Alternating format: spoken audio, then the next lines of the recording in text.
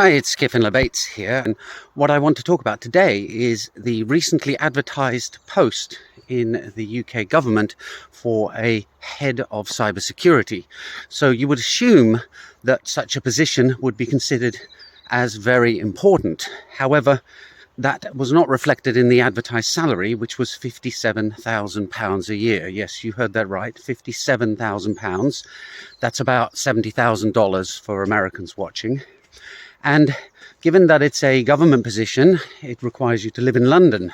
Now, if you live in London, then your average rent is going to be about £2,200 a month. So that £57,000 minus taxes means you're looking at about £42,000 net per year. Take off the 2,200 a month. Let me quickly calculate that. I think that leaves you with about £16,000 a year after you've paid for your rent, and that works out at about £300 a week.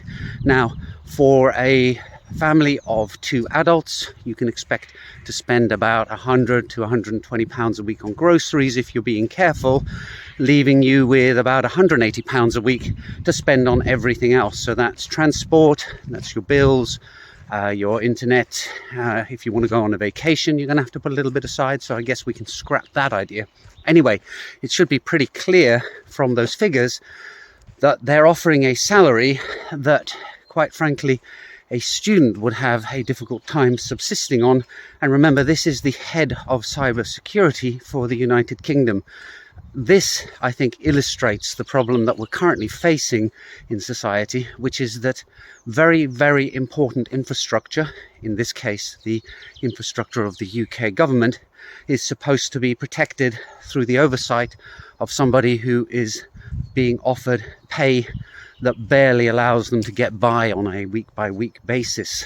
And a head of cybersecurity surely should have enough money to be able to afford a car, a holiday, maybe, the occasional treat at the weekend, not have to be scrambling to get by week on week on what works out as a bare minimum.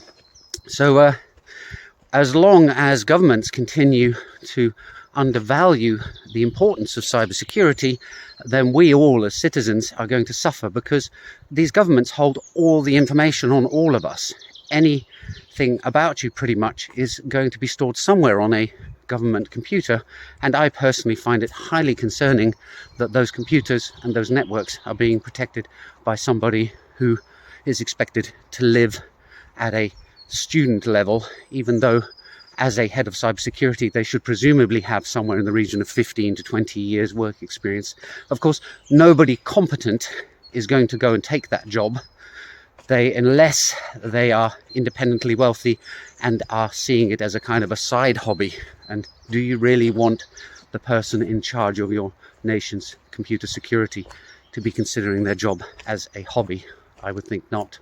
Anyway, an observation about the woeful state of cybersecurity in public institutions.